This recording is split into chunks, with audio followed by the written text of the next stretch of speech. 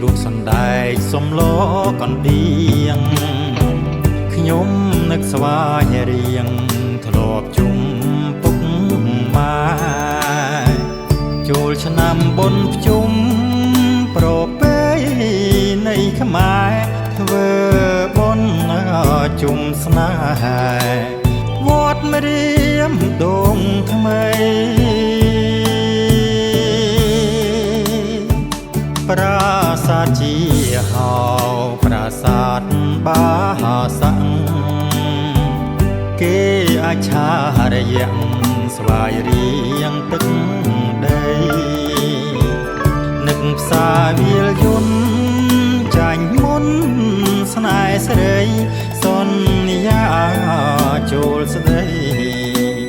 ក្រោយចេញវស្សាអោស្វាយរៀងអើយខ្ញុំព្រួយព្រំអ្នកខ្លាចកាជ្រុងធ្លាំង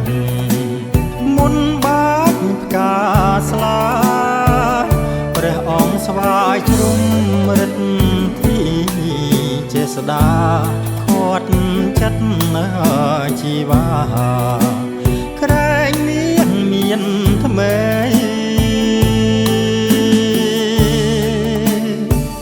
សាយន្តទៀបទេបំពេវិយោទុនលេវៃគោទីធ្លាប់មេត្រីកន្លែងនេះហើយដែលបងជួបស្រីសងស្នេហ៍ភក្តីលើដីស្វាយរៀង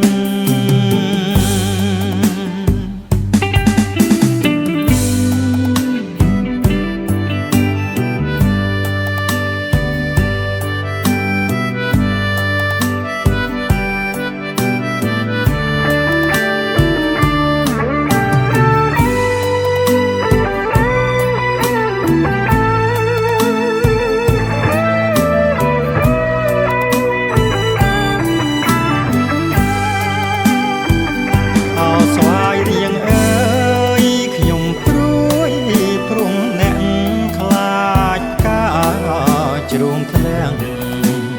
មុនបាច់ផ្កាស្លាព្រះអង្គស្វាយជ្រុំរិទ្ធទីចេស្តាខាត់ចិត្តជីវាក្រែងមានថ្មី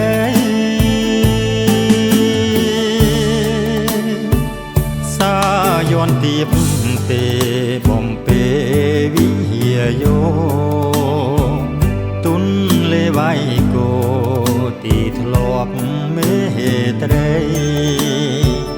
កន្លែងនេះហើយដែលបងជួបស្រីសងស្នេហ៍ភក្តីលើដីស្វា